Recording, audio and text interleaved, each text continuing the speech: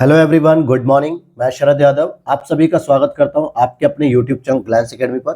दोस्तों, आज की क्लास में हम लोग कवर करेंगे इंडियन ज्योग्राफी, और जिसके अंतर्गत हम लोग पढ़ रहे थे नदी और अपवाह तंत्र, जिसमें हम लोगों ने गंगा को पढ़ा, ब्रह्मपुत्रा पढ़ी, दक्षिण भारत की प्रमुख नदियां पढ़ी, और साथ ही साथ कुछ अन्य नदियां हैं जो भारत में छोटी छोटी हैं लेकिन एग्जाम के लिए बहुत ही इंपॉर्टेंट थी।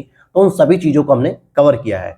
और अब हम यहाँ पर शुरू करेंगे आज के चैप्टर में नदियों के किनारे स्थित नगर, जो कभी कभी आपसे मिलान करने के लिए आ जाता है कूट में या सूची में। कौन सा नगर किस नदी के किनारे है, जैसे उज्जैन को पूछ लेता है किस नदी के किनारे है, फिर आपका बनारस को पूछ लेता है, कानपुर को पूछ लेता है। तो ऐसे कुछ इंपॉर्टेंट शहर है, उनको हम कवर करेंगे। साथ ही साथ आज की क्लास में हम लोग इसके बाद झील और जलप्रपात, जहां से मैक्सिमम क्वेश्चन आते हैं, क्योंकि जब मैंने इंडियन ज्योग्राफी का सिलेबस एनालिसिस किया था और आरओ की स्ट्रैटेजी वीडियो में डाला था ये पोस्ट कि कौन कौन से चैप्टर इंपॉर्टेंट है, तो वहां पे मैंने आप लोगों को फोकस किया था कि झील के चैप्टर को बिल्कुल इग्नोर नहीं करना है। तो आज हम उसे भी पढ़ेंगे। तो शुरू करते हैं आज की क्लास को। और चैनल पर पहली बार आए तो प्लीज चैनल को सब्सक्राइब कर लेना। वीडियो अच्छी लगेगी तो लाइक जरूर कर दिया करना दोस्तों। कमेंट सेक्शन में अपनी क्वेरी पूछ सकते हैं, या फिर आप हमारे टेलीग्राम चैनल को ज्वाइन कर लीजिए, जहां पर एक डिस्कशन ग्रुप का लिंक दिया हुआ है और एक चैनल का, जहां पे जितने प्रकार की अपडेट्स होती है, टेस्ट सीरीज होती है, डिस्कशन ग्रुप होते हैं, सभी चीज आप वहां से जुड़ सकते हैं। और इसकी पीडीएफ के लिए आप लोग लिंक में दिए गए, डिस्क्रिप्शन बॉक्स में दिए गए व्हाट्सएप नंबर पर मैसेज करिए, वहां से आप क्वेरी लेकर इसकी पीडीएफ प्राप्त कर सकते हैं। तो शुरू करते हैं नदियों के किनारे स्थित नगर। भारत के आर्थिक विकास में नदियों का महत्वपूर्ण योगदान रहा है। बिल्कुल, इकोनॉमिक ग्रोथ या इकोनॉमिक जीडीपी जो है वो हमारी तभी डेवलप हो सकेगी जब हमारे पास एक नदी रहेगी। और एक नहीं, हमारे यहाँ तो हजारों नदियां हैं। नदियां यहाँ आदि काल से ही मानव के जीविकापार्जन का साधन रही हैं, जीविकोपार्जन का। और नदियों के किनारे अनेक नगर बसे हुए हैं। जैसे हड़प्पा सभ्यता में भी आप देखोगे तो पूछा जाता ना, आलमगीरपुर किस नदी के किनारे है, सुतकांगेडुर किस नदी के किनारे था, दास्क नदी के किनारे कौन सा शहर था, और दैमाबाद किस नदी के किनारे है, भोगवा नदी पे कौन सा शहर है, तो राखीगढ़ी किस नदी पर है। ये सभी प्रश्न भी पूछे जाते हैं। तो आपका अगर यहां से तैयार रहेगा तो एंशिएंट हिस्ट्री भी काम करेगा। गंगा नदी की प्रधान शाखा भागीरथी है, जो उत्तराखंड के उत्तरकाशी जिले के गोमुख नामक स्थान से निकलती है। उत्तराखंड यानी उत्तरकाशी भागीरथी के किनारे स्थित एक नगर है, और देवप्रयाग भागीरथी और अलकनंदा के संगम पर स्थित होता है। यानी कि जब भागीरथी और अलकनंदा नदी आपस में मिलती हैं तो गंगा नदी के नाम से जानी जाती हैं, और वो स्थान देवप्रयाग के नाम से जाना जाता है। फिर आगे देखेंगे आप, गंगा नदी के किनारे कुछ प्रमुख नगर बसे हुए हैं, जैसे हरिद्वार हो गया उत्तराखंड में, फतेहपुर हो गया, कानपुर हो गया, वाराणसी हो गया, ये सब उत्तर प्रदेश में थे, फतेहपुर, कानपुर, वाराणसी। वहीं भागलपुर, पटना, ये सब बिहार में है। और प्रयागराज जो कि इलाहाबाद है, गंगा यमुना के संगम पर स्थित है। तो ध्यान देने वाली बात है कि अगर कभी प्रश्न आ जाए कि इलाहाबाद किस नदी के किनारे स्थित है, अगर ऑप्शन में देता है गंगा कौमा यमुना, इन दोनों के किनारे, तो आप कहोगे बिल्कुल। अगर मान लीजिए प्रश्न में 4 नदियां दी हो, गंगा दी हो, यमुना दी हो, सरस्वती दी हो और चंबल मान लीजिए, और इन 4 में से किसी एक को चयन करना हो, तो आपको सबसे अधिक प्रेफरेंस गंगा नदी को देनी चाहिए, यमुना को नहीं। फिर वहीं यमुना नदी के किनारे स्थित नगर हैं, जैसे नई दिल्ली, आगरा, मथुरा, इटावा और लुधियाना पंजाब, फिरोजपुर पंजाब। ये 2 शहर हैं जो सतलज नदी के किनारे स्थित है। हालांकि पंजाब का सबसे इंपॉर्टेंट शहर है फिरोजपुर और लुधियाना। लुधियाना को हम टेक्सटाइल्स इंडस्ट्री के रूप में भी जानते हैं पंजाब में। तो ये पूछा जा रहा है, और टेक्सटाइल इंडस्ट्री तभी वहां पर जीवित रह पाई जब वहां पे सतलज नदी का पानी लगातार लोगों को मिलता रहा। जहां से वर्तमान समय में सतलज नदी लगभग 13 किलोमीटर उत्तर से होकर प्रवाहित होती है। आगे देखते हैं, हैदराबाद शहर कृष्णा नदी की एक सहायक नदी होती है, मूसी नदी, इसके किनारे बसा हुआ है। और ये कई बार प्रश्न आपको देखने को मिला होगा, अभी हम एग्जाम्पल करेंगे यानी ऑब्जेक्टिव प्रश्न, तो वहां भी देखेंगे। तो हैदराबाद को कई बार पूछा जाता है। वहीं कृष्णा नदी के तट पर आंध्र प्रदेश का प्रसिद्ध नगर विजयवाड़ा, ये विजयनगर साम्राज्य की बात नहीं कर रहा हूँ, विजयनगर साम्राज्य आपके कर्नाटक में हम्पी के किनारे है, मतलब हम्पी शहर के पास है। लेकिन ये विजयवाड़ा की बात कर रहा हूँ जो आंध्र प्रदेश का फेमस है, कृष्णा नदी के तट पे है। नांदेड़, नासिक एवं राजमुंद्री तीनों प्रमुख शहर गोदावरी नदी के तट पर हैं। नांदेड़ और नासिक ये दोनों महाराष्ट्र में आते हैं, जबकि राजमुंद्री की बात करेंगे तो ये आंध्र प्रदेश में आते हैं। और ये तीनों ही प्रमुख नगर गोदावरी नदी के तट पर आते भी हैं।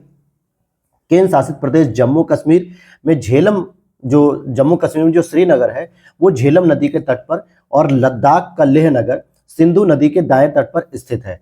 तो लेह कहां पर है? सिंधु नदी के तट पर। श्रीनगर कहां है? झेलम नदी के तट पर। अहमदाबाद शहर साबरमती गुजरात के तट पर है। हालांकि साबरमती पूरे भारत की सबसे प्रदूषित नदी मानी जाती है। इससे पहले आप लोग पढ़ते रहे होंगे दामोदर नदी के बारे में कि जो सबसे पुरानी या सबसे प्रदूषित नदी थी, लेकिन अब सबसे प्रदूषित नदी का दर्जा साबरमती को दिया गया है। उत्तर प्रदेश की राजधानी लखनऊ गोमती नदी के तट पर है, और गोमती एकमात्र ऐसी नदी है जो यूपी के अंदर स्थलीय अपवाह तंत्र से निकलती है, मतलब फुलहर झील से निकलती है। और फुलहर झील पीलीभीत में होती है, और वहां से यह निकलते हुए लखनऊ, जौनपुर, सुल्तानपुर जैसे प्रमुख नगरों से होकर आपके गाजीपुर में एक सैदपुर जगह पड़ती है जो बनारस से 35 किलोमीटर दूर है, वहां पर यह गंगा नदी से मिल जाती है। तो गोमती नदी का याद रखना है। ताप्ती नदी का उद्गम बैतूल जिले मध्य प्रदेश के मुल्ताई नामक स्थान से होता है, और सूरत की बात करेंगे तो सूरत ताप्ती नदी के तट पर स्थित है। अब यहाँ पे ये मैप दिया है, लेकिन हम यहाँ पर, सॉरी मैंने इसको जूम नहीं किया दोस्तों, मैं इसको जूम को करना ही भूल गया, जो है कि कोई नहीं, आपको दिखा भी होगा, और साथ ही साथ जो मैंने शब्द बोले हैं उस पर अगर ध्यान दिया होगा तो चीजें सही रहेंगी। और अभी हम लोग एक लिस्ट करेंगे इसकी तैयार, तो वहां से भी आपका रिवीजन हो जाएगा। वहीं जमशेदपुर की बात करेंगे जो कि झारखंड का प्रमुख औद्योगिक नगर है। ये स्वर्ण रेखा नदी या कभी कभी सुवर्ण रेखा नदी लिखकर आ जाता है, तो कंफ्यूज नहीं होना है। स्वर्ण रेखा और सुवर्ण रेखा दोनों एक ही है। जगदलपुर जो कि छत्तीसगढ़ राज्य का नगर है, यह इंद्रावती नदी के दक्षिणी किनारे पर स्थित है, और यही इंद्रावती नदी गोदावरी की सहायक नदी मानी जाती है। जबलपुर जो कि एमपी का प्रमुख नगर है, यह नर्मदा नदी के तट पर है, क्योंकि जबलपुर भेड़ा घाट के पास जो है कि जलप्रपात बनता है, धुआंधार जलप्रपात, तो इसलिए इंपॉर्टेंट है। उज्जैन की बात करेंगे, यह भी एमपी का प्राचीनतम नगर है, जहां पे महाकाल मंदिर के नाम से फेमस है। यह क्षिप्रा नदी के पूर्वी किनारे पर स्थित है। आपने सेकंड मूवी देखी होगी ओ माई गॉड 2, जिसमें पंकज त्रिपाठी जी हैं, अक्षय कुमार जी हैं और यामी गौतम जी हैं। तो ये जो कैरेक्टर है, आप देखोगे कि जो क्षिप्रा नदी है उसी के तट पर उज्जैन का महाकाल मंदिर निर्मित है। तो क्षिप्रा नदी के किनारे पूछा जा सकता है कि महाकाल मंदिर किस नदी के किनारे स्थित है, क्योंकि आपको जानकारी होनी चाहिए कि वो उज्जैन में है और उज्जैन क्षिप्रा नदी के तट पर है, तो आंसर वही हो जाएगा। और इसका प्राचीन नाम उज्जैनी था, जो अवंती गणराज्य की राजधानी हुआ करती थी। इसे महाकालेश्वर नगरी के नाम से भी जाना जाता है उज्जैन को। उत्तर प्रदेश में बरेली जो है रामगंगा नदी के किनारे पर स्थित है। उत्तराखंड राज्य में गौरीकुंड, रामबाड़ा, गुप्त काशी ये तीनों ही मंदाकिनी के किनारे अवस्थित है, जबकि गोविंद घाट अलकनंदा नदी के तट पर स्थित है। अयोध्या की बात करेंगे तो ये सरयू नदी के तट पर है दोस्तों। गोरखपुर नगर की बात करेंगे तो राप्ती नदी, ताप्ती का ध्यान देना, ताप्ती आपके गुजरात से होकर अरब सागर में गिरती है, जबकि ये राप्ती नदी है। और ब्रह्मपुत्र नदी पर बसे असम राज्य के प्रमुख नगर गुवाहाटी और डिब्रूगढ़, ये दोनों ही वहां के फेमस शहर हैं जो कि ब्रह्मपुत्र नदी पर स्थित है। वहीं आप देखोगे राजस्थान राज्य का शैक्षिक नगर जो कि कोटा, जिसको हम एजुकेशन नगरी कहते हैं, ये चंबल नदी पर स्थित है। कहां पर स्थित है? चंबल नदी पर। हालांकि चंबल नदी जो है कि फिर इटावा में, यूपी में आकर यमुना से मिल जाती है, इटावा में। अब यहां पर हम कुछ प्रमुख नगरों को एक साथ देख लेते हैं, रिवीजन हो जाएगा। यहाँ पे गंगा नदी के तट पर हरिद्वार है, फतेहपुर है, कानपुर है, वाराणसी है, भागलपुर है, पटना है। और आप लोग जो है कि देखेंगे यमुना नदी की बात करें तो नई दिल्ली, आगरा, मथुरा, इटावा। भागीरथी की बात करेंगे तो उत्तरकाशी, मूसी नदी पर हैदराबाद, कृष्णा नदी पर विजयवाड़ा, गोदावरी नदी पर नांदेड़, नासिक, राजमुंद्री। फिर देखते हैं हम झेलम, तो झेलम नदी पर श्रीनगर, सिंधु नदी पर लेह, सतलज नदी पर लुधियाना, साबरमती नदी पर अहमदाबाद गांधीनगर, गोमती नदी पर लखनऊ, ताप्ती पर सूरत और बैतूल है, स्वर्ण रेखा नदी पर जमशेदपुर है। फिर हम देख लेते हैं इंद्रावती नदी पर जगदलपुर, नर्मदा नदी पर जबलपुर, क्षिप्रा नदी पर उज्जैन, रामगंगा नदी पर बरेली, मंदाकिनी पर रामबाड़ा, गौरीकुंड, गुप्त काशी, सरयू नदी पर अयोध्या, राप्ती नदी पर गोरखपुर और ब्रह्मपुत्र नदी पर गुवाहाटी, डिब्रूगढ़, चंबल नदी पर कोटा और महानदी पर कटक। ये जो कटक है दोस्तों, ये उड़ीसा में होता है और कटक में ही राष्ट्रीय चावल अनुसंधान केंद्र बनाया गया है। क्या बताया? राष्ट्रीय चावल अनुसंधान केंद्र कटक में ही स्थित है, जो कि महानदी पर स्थित है। अब हम चलते हैं अपने एमसीक्यू सीरीज पर, लेकिन इससे पहले आप लोग कमेंट सेक्शन में बताइए कि आप जिस शहर के रहने वाले हैं वो शहर किस नदी के किनारे स्थित है। ये आपको पता होना चाहिए, या आपके आसपास अगर कोई ऐसा शहर है जो बहुत प्रमुख है, जो बहुत चर्चा में रहता है, जहां पे पर्यटन बहुत अधिक होता है, तो वो शहर किस नदी के किनारे है, इसको आप कमेंट सेक्शन में जरूर बताइए। तो शुरू करते हैं अपनी एमसीक्यू सीरीज को। तो पहला प्रश्न है आपका, गंगा नदी के किनारे सबसे बड़ा शहर कौन सा है? वाराणसी, कानपुर, पटना, इलाहाबाद। अब देखिए यहाँ पर ये चारों ही शहर गंगा नदी के तट पर है, लेकिन यहाँ बड़े का मतलब हो गया क्षेत्रफल के आधार पे पूछ रहा होगा, तो हम देखेंगे कानपुर शहर जो है कि सबसे बड़ा शहर है। तो समझते हैं कि गंगा नदी के किनारे बसा हुआ कानपुर सबसे बड़ा शहर है। इसे उत्तर भारत का मैनचेस्टर भी कहा जाता है। अच्छा, मैनचेस्टर वर्ड किसके लिए होता है? मैनचेस्टर वर्ड कपड़ा उद्योग से संबंधित होता है, क्योंकि कानपुर में कपड़ा इंडस्ट्री ज्यादा फेमस है, इसलिए इसको उत्तर भारत का मैनचेस्टर कहा जाता है। पूरे भारत का मैनचेस्टर किसे कहते हैं? दक्षिण भारत का मैनचेस्टर तो कोयम्बटूर को कहते हैं, जो कि तमिलनाडु में स्थित है। तो पूरे भारत का जो मैनचेस्टर है उसको आपको कमेंट सेक्शन में बताना है। और ये मैनचेस्टर जो शब्द है वो जापान के ओसाका नामक शहर से निकला है, जहां पर कपड़ा इंडस्ट्री बहुत फेमस है, तो उसे ओसाका को मैनचेस्टर कहा जाता है, इसलिए वहां से ये टाइटल आया है। यहाँ पर चमड़ा उद्योग भी भारत में प्रसिद्ध है, कानपुर का। पटना गंगा नदी के किनारे अवस्थित बिहार का जनसंख्या की दृष्टि से सबसे बड़ा जिला है, और जबकि इलाहाबाद उत्तर प्रदेश का सर्वाधिक जनसंख्या वाला जिला है, जो कि गंगा नदी के तट पर है। लेकिन क्षेत्रफल की बात करें तो कानपुर जो है कि बड़ा है। अगले प्रश्न को देखते हैं, निम्नलिखित में से कौन सा शहर गंगा नदी के किनारे स्थित नहीं है?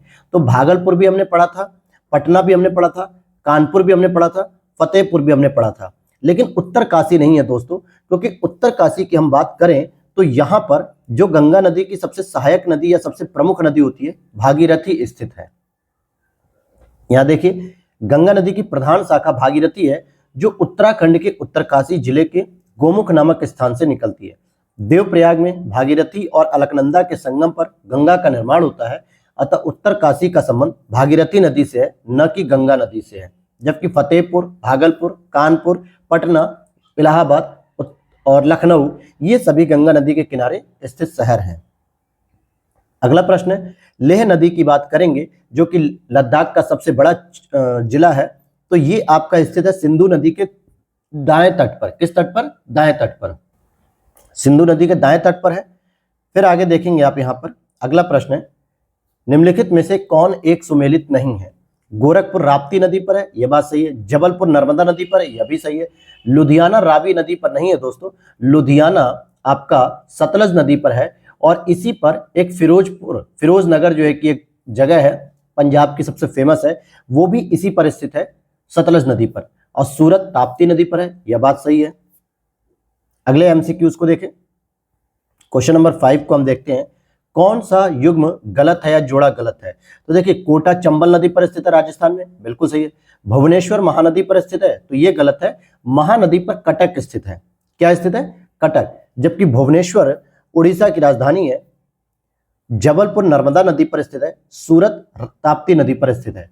तो यहां आप देखेंगे कि भुवनेश्वर उड़ीसा की राज्य की राजधानी है, और यह महानदी के तट पर स्थित नहीं है, बल्कि पूर्वी तटीय मैदान में दया और कुआखाई नदी के तट पर स्थित है। कुआखाई और दया। जबकि महानदी के तट पर क्या है? कटक है। अगला है आरओ मेंस 2016 का प्रश्न। यहाँ शहर है और नदी के तट पर अवस्थिति के बारे में बात कर रहे हैं। तो जबलपुर नर्मदा पर है, हैदराबाद कृष्णा, कोटा चंबलपुर, नासिक गोदावरी। तो मैंने आपको बताया था कि कृष्णा नहीं है, बल्कि कृष्णा की एक प्रमुख सहायक नदी है मूसी, तो उसके तट पर आपका हैदराबाद है, न कि कृष्णा नदी पर। अगला प्रश्न है, निम्नलिखित में से किसका सुमेल सही नहीं है? अहमदाबाद और गांधीनगर दोनों ही साबरमती पर है, कोटा चंबल पर है, हैदराबाद कृष्णा, नासिक गोदावरी। तो यहाँ पे कृष्णा नहीं होगा दोस्तों, ये मूसी हो जाएगा। और ये देखिए 2-3 बार प्रश्न रिपीट हो चुका है। यहाँ देखेंगे आरओ 2016 में रिपीट हुआ और पीसीएस 1996 में रिपीट था। उसी प्रश्न को कॉपी कर लिया गया आयोग के द्वारा। अगला प्रश्न है यहाँ पे मिलान करना है। तो कटक नदी की बात करेंगे तो ये उड़ीसा में महानदी के तट पर है। लुधियाना की बात करेंगे तो पंजाब में ये सतलज नदी पर है। नासिक की बात करेंगे तो महाराष्ट्र में गोदावरी नदी पर है। और उज्जैन की बात करेंगे तो एमपी में क्षिप्रा नदी पर है, जिसको महाकालेश्वर नगरी भी कहा जाता है या महाकाल नगरी भी कहा जाता है। अगला प्रश्न है, निम्नलिखित में से कौन एक सुमेलित नहीं है? अहमदाबाद साबरमती सही है। लखनऊ गोमती नदी यह भी सही है। भुवनेश्वर महानदी ये गलत है दोस्तों, क्योंकि अभी हमने पढ़ा कि जो भुवनेश्वर है वो दया और कुआखोई नदी पर है, जबकि महानदी पर कटक शहर स्थित है। उज्जैन क्षिप्रा नदी पर है। तो सी ऑप्शन हो जाएगा कि यही मिलान यहां पर गलत है। अगला प्रश्न है, उज्जैन स्थित है तो क्षिप्रा नदी के तट पर स्थित है, जबकि नर्मदा पर जो एक प्रमुख शहर है वो क्या नाम हो जाएगा उसका? जबलपुर। गोदावरी नदी पर क्या है दोस्तों? आंध्र प्रदेश का राजमुंद्री है, नासिक है, ठीक है, और नांदेड़ है। ये सभी शहर गोदावरी पर है। चंबल नदी के तट पर आप देखोगे कोटा है, इटावा है, ये सभी प्रमुख नगर हैं। अगला प्रश्न है यहाँ पे, नगर और समीपवर्ती नदी यानी कौन सी नदी कहां कहां से होकर जाती है?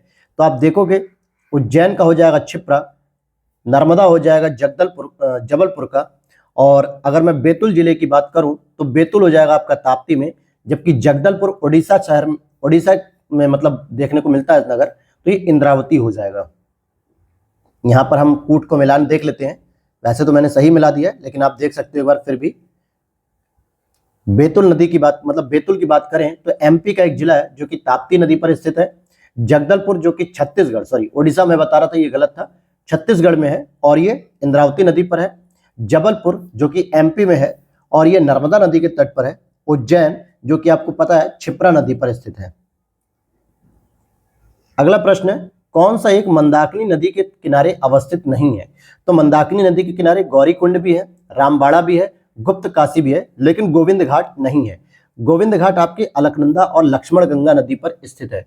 अब आपके लिए मैं एक कमेंट सेक्शन में क्वेश्चन रखता हूं कि मंदाकिनी नदी के तट पर केदारनाथ स्थित है या बद्रीनाथ स्थित है, ये बताना है आपको कमेंट सेक्शन में। वीडियो अच्छी लग रही हो तो लाइक कर देना दोस्तों, और पीडीएफ के लिए आप व्हाट्सएप नंबर पे क्वेरीज कर सकते हैं, वहां से ले सकते हैं। उसका नंबर मैंने डिस्क्रिप्शन बॉक्स में दे रखा है। अगला प्रश्न है यहाँ पे, प्रसिद्ध स्थान और नदी, और यूपीएससी ने पूछा है कि कौन सा युग्म सही सुमेलित है। पंढरपुर की बात करेंगे तो चंद्रभागा नदी पर स्थित है, यह बात सही है। तिरुचिरापल्ली की बात करेंगे तो ये कावेरी पर स्थित है, यह भी सही है। हम्पी की बात करेंगे तो क्या ये मालप्रभा पे स्थित है? तो यही गलत हो जाएगा। तो ए ऑप्शन यहाँ पर सही है, क्योंकि ये मालप्रभा पे स्थित नहीं है। देख लेते हैं यहाँ पे, पूरा डिटेल से पढ़ते हैं। पंढरपुर जो महाराष्ट्र में चंद्रभागा यानी भीमा नदी के तट पर स्थित है, और यहाँ भगवान विट्ठल और रुक्मणी का मंदिर है। तिरुचिरापल्ली तमिलनाडु में कावेरी नदी के तट पर स्थित है। यहाँ कावेरी की दो धाराओं के बीच निर्मित द्वीप श्रीरंगम भी स्थित है। यहीं पर भगवान विष्णु का प्रसिद्ध श्रीरंगम मंदिर भी स्थित है। और हम्पी कर्नाटक में तुंगभद्रा नदी के किनारे स्थित है, जो कि विजयनगर साम्राज्य की राजधानी हुआ करता था, और स्मारकों के समूह के लिए प्रसिद्ध है। इन स्मारकों को यूनेस्को की विश्व विरासत सूची में भी शामिल किया गया है। तो इसके बाद हम अगले प्रश्न की ओर देखते हैं। बीपीएससी प्रीलिम्स 2020 में पूछा गया कि कश्मीर में पहलगाम किस नदी के किनारे स्थित है? तो ये लिद्दर नदी के किनारे स्थित है। किसके किनारे? लिद्दर नदी के किनारे स्थित है। फिर अगला चैप्टर हमारा आता है प्रपात और झील। क्या है? प्रपात और झील, जहां से कई बार प्रश्न पूछे गए, और मैंने बताया भी है पीवाईक्यू एनालिसिस में कि ये चैप्टर बहुत इंपॉर्टेंट है, इसको बिल्कुल स्किप मत करना। तो अभी तक अगर आप लोगों ने यहां तक वीडियो को देखा है तो आगे भी पूरा वीडियो देखिएगा, ताकि आपके कोई भी प्रश्न गलत नहीं होने चाहिए। तो चलिए शुरू करते हैं। अब इसी में प्रपात और झील। तो जलप्रपात शब्द से साधारणतः पानी के संकलित रूप से गिरने का बोध होता है, यानी कि जल का प्रपात जो होता है, जब जल इकट्ठा होकर एक साथ गिरता है तो उसे हम जलप्रपात कहते हैं। ठीक है, अब यहां पर आप देखोगे कि जलप्रपातों की उत्पत्ति एक प्राकृतिक रूप से होती है और एक कृत्रिम, दोनों प्रकार की होती है। प्राकृतिक जलप्रपात बहुधा पर्वतीय क्षेत्रों में ही होते हैं, क्योंकि पर्वतों के पास नदियों का पानी इकट्ठा होता है और एक पर्टिकुलर जगह से, एक घाटी के पास से, उन पर्वतों के ऊपर से होकर जब पानी इकट्ठा होकर गिरता है तो उसे हम जलप्रपात कह देते हैं। क्योंकि यहाँ पर भूतल का उतार चढ़ाव अधिक होता है पर्वतीय क्षेत्रों में, इसलिए वहां पर अक्सर जो है कि पर्वतीय क्षेत्रों में जलप्रपात पाए जाते हैं। और इसीलिए आप देखोगे कि भारत के अधिकांश जलप्रपात दक्षिण भारत में ही पाए जाते हैं, क्योंकि पठारी क्षेत्र होने की वजह से यहाँ पे उतार चढ़ाव ज्यादा होता है। हालांकि रिपोर्ट भी कहती है वर्ल्ड वाटरफॉल्स डेटाबेस के अनुसार कि भारत का सबसे बड़ा जलप्रपात जोग जलप्रपात है, जो कि कर्नाटक में शरावती नदी के तट पर स्थित है। और भारत में आयतन की दृष्टि से सबसे बड़ा जलप्रपात कावेरी नदी पर स्थित शिव समुद्रम जलप्रपात।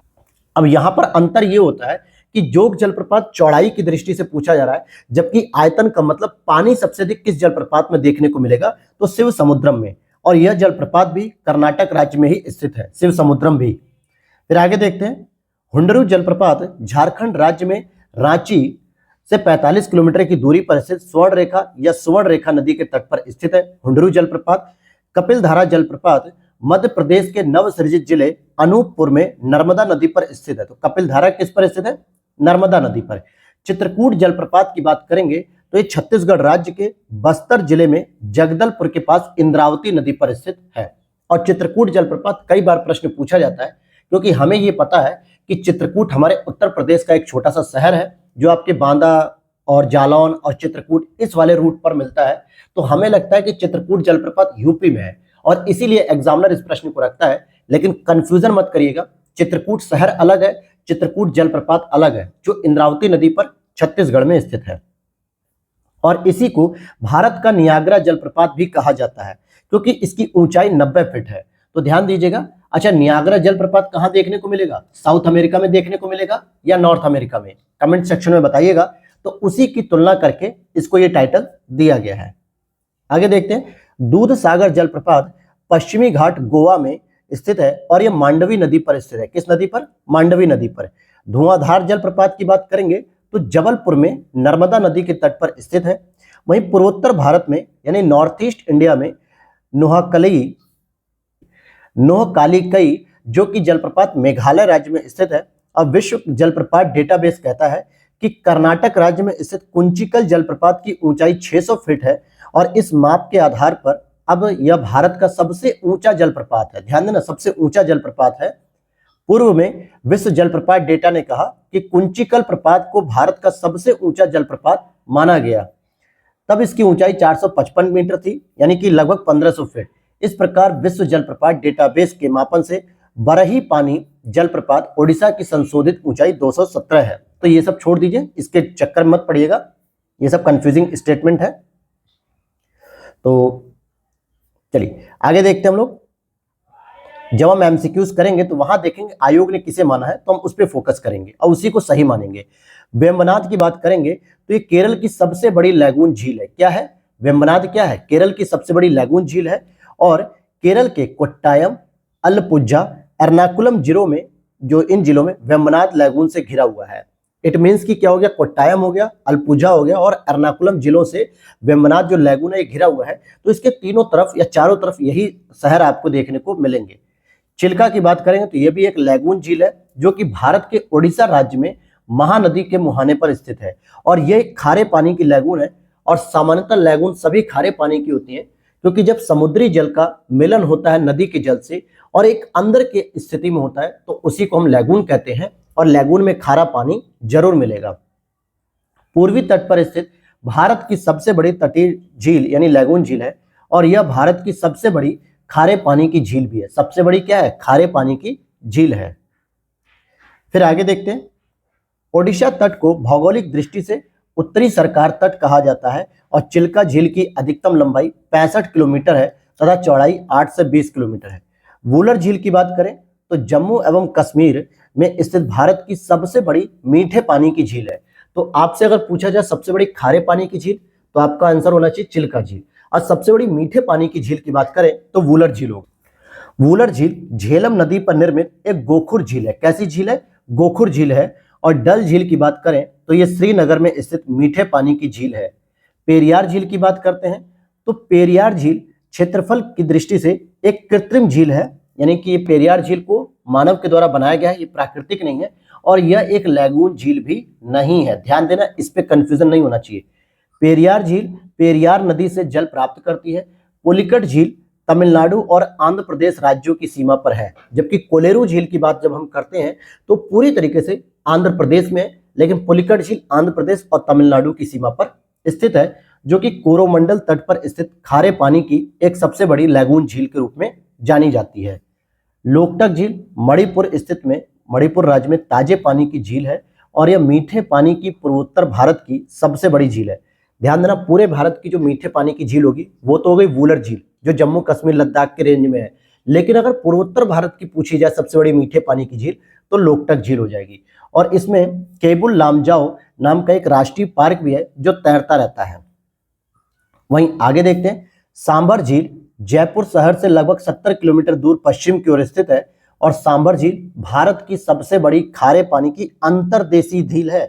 इसको ध्यान देना कि इसमें भी खारापन है, यहां से नमक बनता है, लेकिन ये अंतर्देशीय झील है, अर्थात इस झील का समुद्र के साथ कोई भी सीमा साझा नहीं होता है।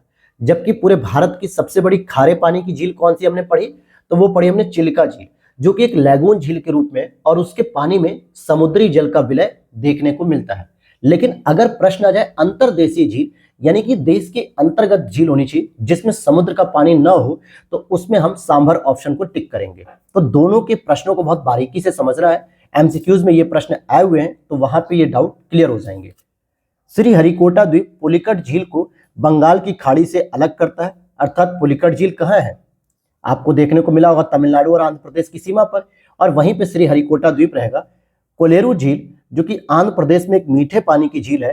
पुष्कर झील राजस्थान के अजमेर जिले में स्थित एक कृत्रिम झील है और इस झील का निर्माण 12वीं सदी में हुआ जब लूनी नदी के नदी शीर्ष पर एक बांध बनाया गया था। वहीं रूपकुंड झील की बात करेंगे तो रूपकुंड झील को रहस्यमयी झील की संज्ञा दी गई है और यह झील भारत के उत्तराखंड राज्य में स्थित एक हिम झील है, रूपकुंड झील।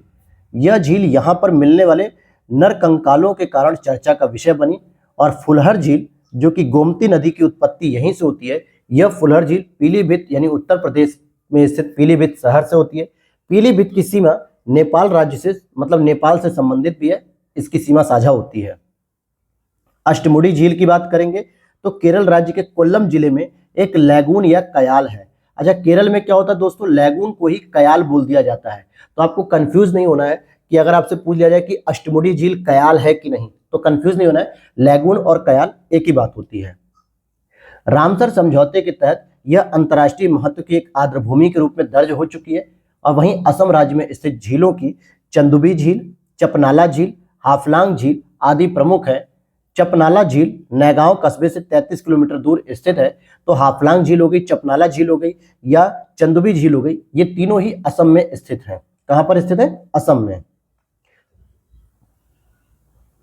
अब यहां पर आप देखोगे कि हैदराबाद शहर में हुसैन सागर और उस्मान सागर ये दोनों ही कृत्रिम झीलें हैं जो कई बार पूछा जाता है और स्वयं हैदराबाद को मूसी नदी के तट पर स्थित किया गया है, स्थापित किया गया है।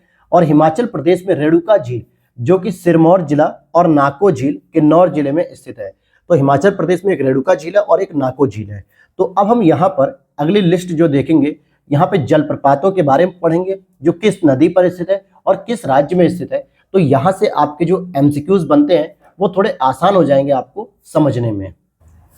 तो आपका प्रश्न है, जोग या गरसोप्पा या जोगादा, ये अलग अलग नाम है। हालांकि जोग और गरसोप्पा ये दो नाम ज्यादातर एग्जाम में आते हैं। शरावती नदी पर स्थित है, कर्नाटक राज्य में जलप्रपात। शिव समुद्रम जलप्रपात कावेरी नदी पर स्थित है और ये भी कर्नाटक राज्य में स्थित है। तो आप यहाँ पर देखेंगे कि दोनों जलप्रपात प्रमुख है, लेकिन दोनों अलग अलग नदी पे है, लेकिन राज्य क्या है, एक ही है। तो इसको लेके आपको कंफ्यूजन नहीं होना चाहिए। हुंडरू जलप्रपात की बात करेंगे तो हुंडरू आपका सुवर्ण रेखा जो कि रांची झारखंड में स्थित है। कपिल धारा की बात करेंगे तो नर्मदा नदी पर अनूपपुर एमपी में। धुआंधार जलप्रपात नर्मदा नदी पर जबलपुर एमपी में। चित्रकूट जलप्रपात इंद्रावती नदी पर बस्तर छत्तीसगढ़ में। और चित्रकूट को क्या कहा जाता है, हमारा भारत का नियाग्रा कहा जाता है। दूध सागर की बात करेंगे तो मांडवी नदी पर गोवा में। और ये भाम्बवलई वजराई जो कि उर्मोदी नदी पर महाराष्ट्र में स्थित है। वहीं मेघालय की बात करेंगे तो मेघालय में जो इंपॉर्टेंट है सबसे वो है नोहकाली कई, ये जो है कि आपका मेघालय में स्थित है। फिर आगे देखते हैं जो इंपॉर्टेंट है हम उसको पढ़ रहे हैं, जैसे कि अमृत धारा और देवधारा, ये हसदेव नदी पर स्थित है जो कि छत्तीसगढ़ में है। केदांगी की बात करेंगे तो ये भी छत्तीसगढ़ में है। गौतम धारा की बात करेंगे तो राढ़ू नदी यानी रांची में। ये सब झारखंड स्पेशल प्रश्न है। अच्छा, यहाँ देखिए दसम या दसोंग की बात करेंगे तो कांची नदी पर रांची में। और इसी तरीके से आप आगे देखेंगे कि दुग्धधारा और कपिल धारा दोनों ही नर्मदा नदी पर है एमपी में। ये पूछा जाता है। बूढ़ा घाघ या लोध, ये बूढ़ा नदी पर है लातेहार यानी झारखंड में। चूलिया जलप्रपात चंबल नदी पर है राजस्थान में। डुडुमा जलप्रपात मच्छकुंड में है कोरापुट ओडिशा में। गोकक जलप्रपात ये घाटप्रभा नदी पर है बेलगावी कर्नाटक में। अब यहाँ पर कुछ झील है और राज्य या केंद्र शासित प्रदेश राज्यों के नाम है। जैसे साला झील की बात करेंगे तो ये अरुणाचल प्रदेश में है। बड़खल झील की बात करेंगे तो ये हरियाणा में है। काली वैली झील की बात करेंगे तो ये तमिलनाडु में है। वेम्बनाड और अष्टमुडी झील की बात करेंगे तो ये केरल में है। चिल्का झील की बात करेंगे तो ये ओडिशा में है। फिर वूलर और मानस बल नदी की बात झील की बात करेंगे तो ये जम्मू कश्मीर में है। तो अब हम यहाँ पर अभी और भी बची हुई हैं, इसको भी देख लेते हैं। डल झील की बात करेंगे तो श्रीनगर जम्मू कश्मीर में है। पेरियार झील की बात करेंगे तो केरल में। पुलिकट झील की बात करेंगे तमिलनाडु और आंध्र प्रदेश की सीमा पर है, जबकि कोलेरू झील पूरी तरीके से आंध्र प्रदेश में है। लोकटक झील की बात करेंगे तो ये मणिपुर में है, जो कि पूर्वोत्तर भारत की सबसे बड़ी मीठे पानी की झील है। सांभर झील की बात करेंगे तो राजस्थान में है, जो कि अंतर्देशीय सबसे बड़ी झील है। पुष्कर झील की बात करेंगे तो अजमेर राजस्थान में है। वहीं राजसमंद, नक्की डिडवाना और उदय सागर ये सभी झीलें राजस्थान में है। सूरज कुंड की बात करें तो ये हरियाणा में है। रूप कुंड की बात करें तो ये उत्तराखंड में है और इसी को रहस्यमयी झील भी कहा जाता है। फुलहर झील की बात करें तो ये उत्तर प्रदेश के पीलीभीत जिले में है और जहां से आपकी गोमती नदी निकलती है। चंदुबी, चपनाला, हाफलांग ये असम में स्थित है झील। फिर उसका चेंबर मकबम ये तमिलनाडु चेन्नई में स्थित झील है। और लास्ट है हुसैन सागर और उस्मान सागर, ये हैदराबाद में स्थित, जो कि तेलंगाना की राजधानी है, यहाँ पर स्थित झील है। और स्वयं हैदराबाद की बात करें तो ये मूसी नदी पर स्थित है। और मूसी नदी किसकी सहायक नदी दोस्तों? कृष्णा नदी की है। तो ये तो थे आपके डिटेल एक्सप्लेनेशन, और अब शुरू करते हैं अपने एमसीक्यूज के पैटर्न से, ताकि आपकी तैयारी और अच्छी हो सके। तो ये जो आप पेपर देख रहे हैं, ये क्वेश्चन, ये आपका क्वेश्चन 2022 के प्रीलिम्स में आया था यूपी पीसीएस में। तो जिसको जिसको नहीं पता है वो देख ले, और जिसने पेपर दिया होगा तो उसे याद आ जाएगा कि हाँ ये पेपर दिया था और ये क्वेश्चन गलत हुआ या सही।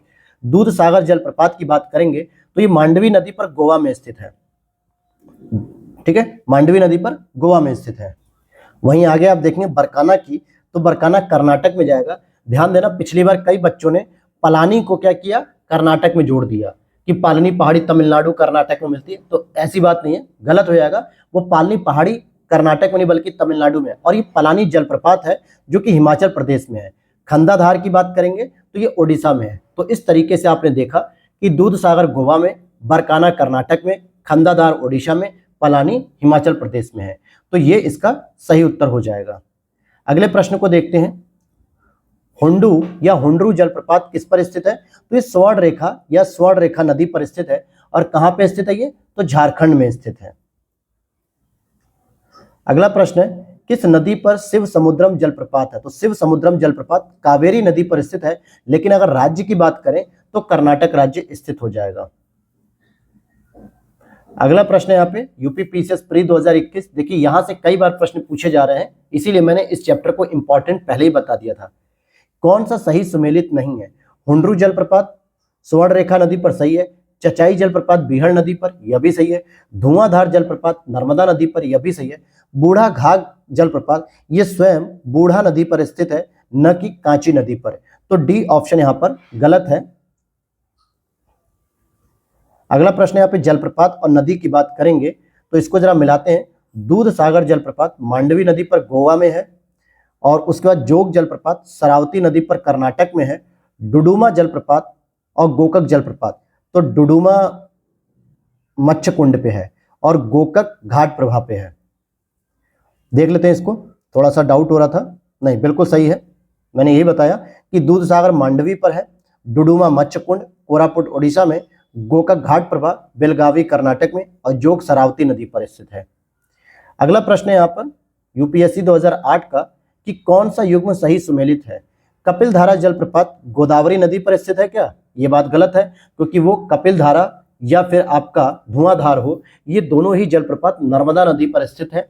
जोग जलप्रपात शरावती नदी पर कर्नाटक में, सही है। शिव समुद्रम जलप्रपात कावेरी नदी कर्नाटक में, तो सही है। 2 और 3 सही है। पहला क्यों गलत है मैंने बता दिया कि कपिल धारा जलप्रपात अनूपपुर जिले में नर्मदा नदी के तट पर स्थित है। अगला प्रश्न, कौन सा जलप्रपात नर्मदा नदी पर नहीं है दोस्तों? तो कपिल धारा भी है, दुग्ध धारा भी है और भेड़ाघाट भी है, लेकिन भालकुंड नहीं है। भालकुंड नहीं है क्योंकि भालकुंड जलप्रपात मध्य प्रदेश के सागर जिले में बीना नदी के तट पर है। किस नदी के तट पर? बीना नदी के तट पर। अगला प्रश्न है, भारत का सबसे बड़ा जलप्रपात जोग जलप्रपात किस नदी पर स्थित है? तो शरावती नदी पर स्थित है, यही हम लोग पढ़ रहे हैं। और कावेरी पर शिव समुद्रम, नर्मदा पे अभी हमने पढ़ा दूध सागर, और कपिल धारा, भेड़ाघाट, ये सभी नर्मदा नदी पर स्थित हैं। अगला प्रश्न है यूपीपीसीएस प्रीलिम्स 2018। तो आपने देखा 2021 में एक प्रश्न, 2018 में एक प्रश्न, 2022 में एक प्रश्न, तो लगातार यहां से प्रश्न यूपीपीसीएस पूछता है, तो इस चैप्टर को इग्नोर नहीं करना है आपको। भारत का सबसे ऊंचा जलप्रपात कौन सा हो जाएगा? अब इसी को लेकर डाउट है कि जोग जलप्रपात रहेगा या कुंचिकल जलप्रपात रहेगा। तो देखिए, आंकड़े कुछ भी कह रहे हो उसे नहीं मानना है, हमें यह मानना है कि यूपीपीसीएस ने अपने पीवाईक्यू में किसको सही उत्तर माना है। 2018 में जिसे माना होगा उसी को तो 2024 में मानेगा सही। तो हमेशा आयोग को हम देखेंगे, तो आयोग ने, लोक सेवा आयोग ने पूछे गए प्रश्नों में से भारत का सबसे ऊंचा जलप्रपात कुंचिकल को ही माना है, तो कुंचिकल हमें भी लगाना है। फिर देखिए 2009 में भी एक प्रश्न है, निम्न झरनों में से या जलप्रपात में सर्वाधिक ऊंचाई वाला झरना कौन सा है? तो वही कुंचिकल झरना हो जाएगा। अगला प्रश्न है, कौन सा युग्म सुमेलित नहीं है? शिव समुद्रम जलप्रपात कावेरी सही है, चूलिया जलप्रपात चंबल सही है, जोग जलप्रपात कृष्णा नदी पे नहीं है दोस्तों, बल्कि ये शरावती नदी पर है, धुआंधार जलप्रपात नर्मदा, यह भी सही है। तो सी ऑप्शन हो जाएगा जो सही मिलान नहीं है। अगला प्रश्न है यहाँ पे, कौन सा जलप्रपात नदी युग्म सुमेलित नहीं है? हुंडरू जलप्रपात स्वर्ण रेखा सही है, दसोंग कांची सही है, जोन्हा राढ़ू सही है, लोग बराकर नदी पे नहीं है, बल्कि लोग किस पे है दोस्तों? बूढ़ा नदी पर है। किस पे है? बूढ़ा नदी पे, और इसी पे बूढ़ा या घाघ जलप्रपात भी कहा जाता है इसे। अगला प्रश्न है, झारखंड का सबसे ऊंचा जलप्रपात कौन सा है? तो बूढ़ा घाघ जलप्रपात, जो कि बूढ़ा नदी पर स्थित है। अगला प्रश्न है, अमृत धारा, जो अमृत धारा जलप्रपात है, यह हसदो नदी पर स्थित है और यह छत्तीसगढ़ राज्य में स्थित है। अगला प्रश्न है, भारत के किस जलप्रपात को लोकप्रिय रूप से नियाग्रा जलप्रपात कहा जाता है? तो ये चित्रकूट जलप्रपात को कहा जाता है, और चित्रकूट जलप्रपात इंद्रावती नदी पर स्थित है। किस नदी पर स्थित है? इंद्रावती नदी पर, और ये छत्तीसगढ़ राज्य में जगदलपुर के निकट स्थित है। अगला प्रश्न है, चित्रकोट या चित्रकूट जलप्रपात किस नदी पर स्थित है? तो इंद्रावती नदी पे, और यूपी आरओ ने 2016 में पूछ लिया था ये प्रश्न, और री एग्जाम में पूछा है। इट मीन्स कि 2020 में जब पेपर हुआ था तभी ये प्रश्न पूछा गया।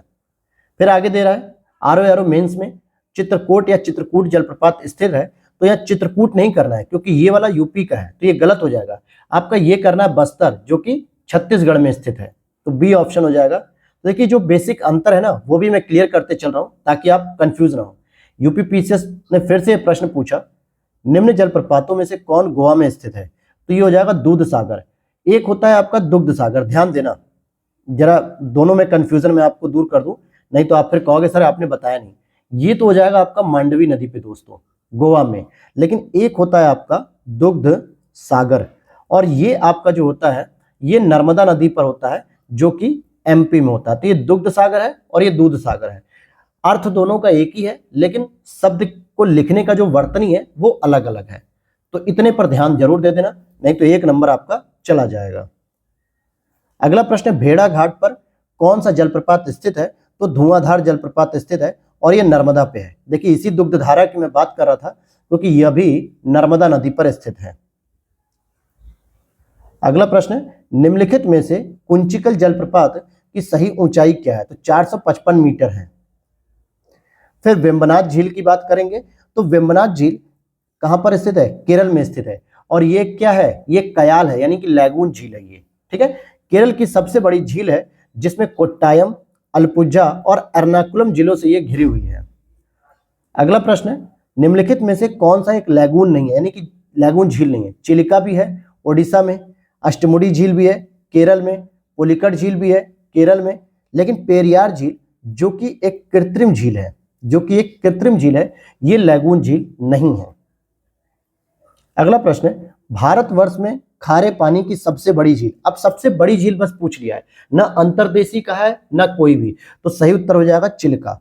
अगर यहीं पर ये वर्ड यूज कर लेते कि अंतर्देशीय झील की बात करो तो हम सांभर का आंसर लगाते, लेकिन यहां पे हम चिल्का को आंसर मानेंगे। तो आप देख सकते हो प्रीलिम्स 2021 में प्रश्न है चिल्का से, और प्रीलिम्स 2021 में एक प्रश्न और आ चुका है। तो सोचिए झील से एक ही साल दो प्रश्न, तीन प्रश्न देखने को मिल रहे हैं, तो इसलिए ध्यान देना इस चीज को।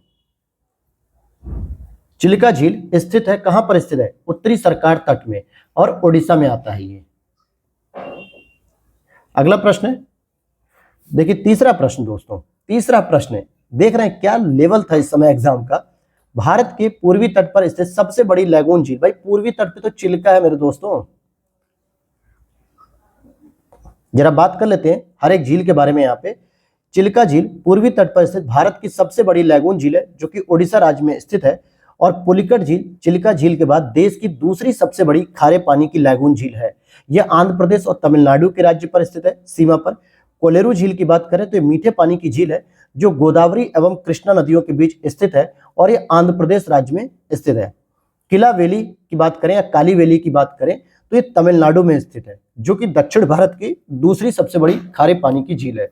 तो दूसरी सबसे बड़ी झील हो जाएगी। अगला प्रश्न है यहाँ पे, निम्नलिखित में से कौन सी जोड़ी झील और राज्य की सुमेलित है? तो लोकटक मणिपुर में, यही सही है। डिडवाना की बात करेंगे तो ये मैंने बताया था आपको, राजसमंद डिडवाना, नक्की डिडवाना जिसे कहते हैं, तो राजस्थान में। कोलेरू की बात करेंगे तो ये आंध्र प्रदेश में हो जाएगी। उदय सागर और हुसैन सागर की बात करेंगे तो ये तेलंगाना यानी हैदराबाद हो जाएगा। तो ए ऑप्शन हो गया। अगला प्रश्न है, कौन दो भारतीय राज्यों की साझेदारी वाली झील है? तो पुलिकट झील हो जाएगी, जो कि आपके तमिलनाडु और आंध्र प्रदेश की सीमा पर स्थित है। अगला प्रश्न है, भारत के किस राज्य में फुलहर झील स्थित है?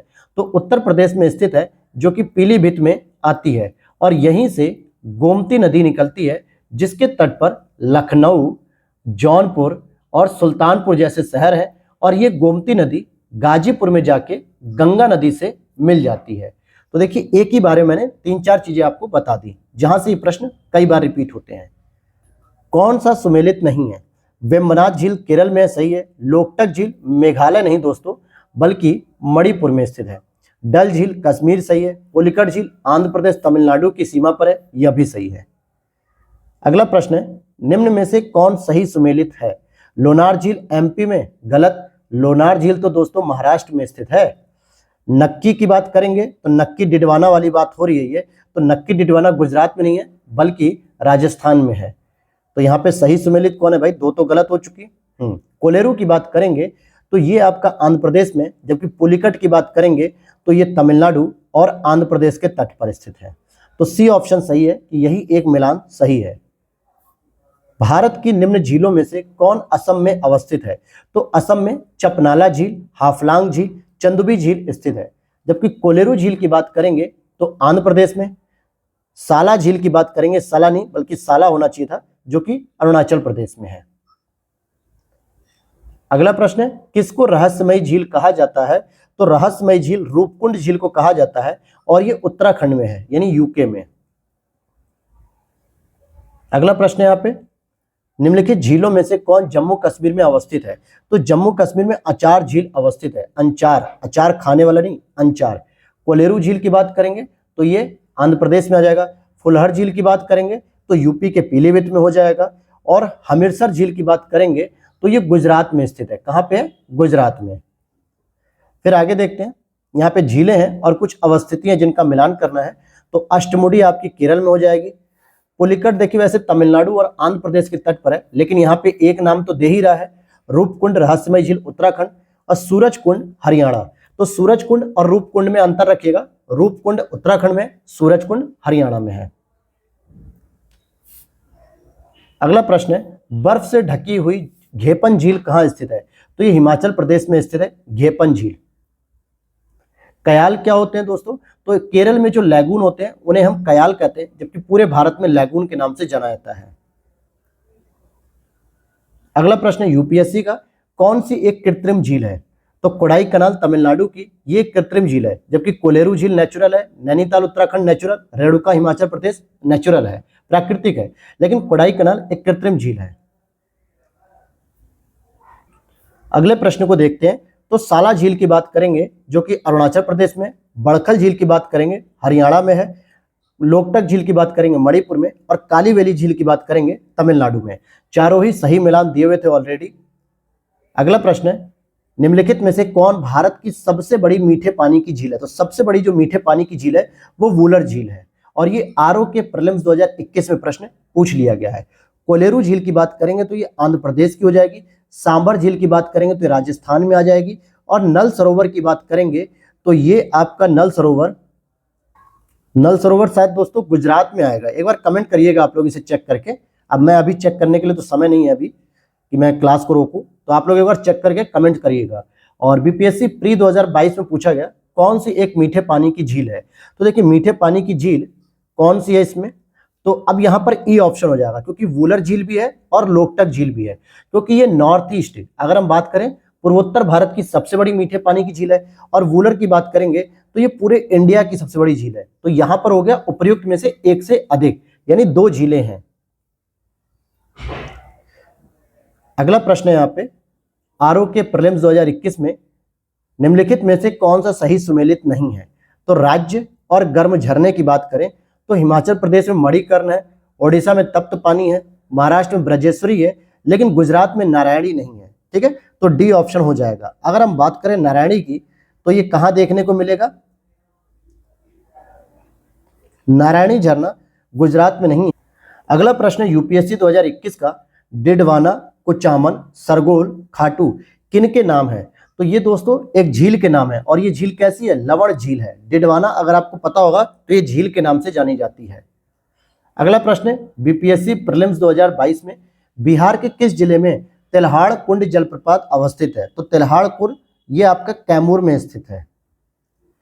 अगला प्रश्न है 2022 का ही एग्जाम कि एशिया की सबसे बड़ी ताजा जल वाली गोखुर झील की बात करेंगे तो गोखुर झील हो जाएगी आपकी कनवार, ठीक है, या कंवार झील भी इसे हम कह सकते हैं, और ये बिहार में ही स्थित है, बिहार में ही स्थित है। इसको रामसर साइट का दर्जा मिल चुका है।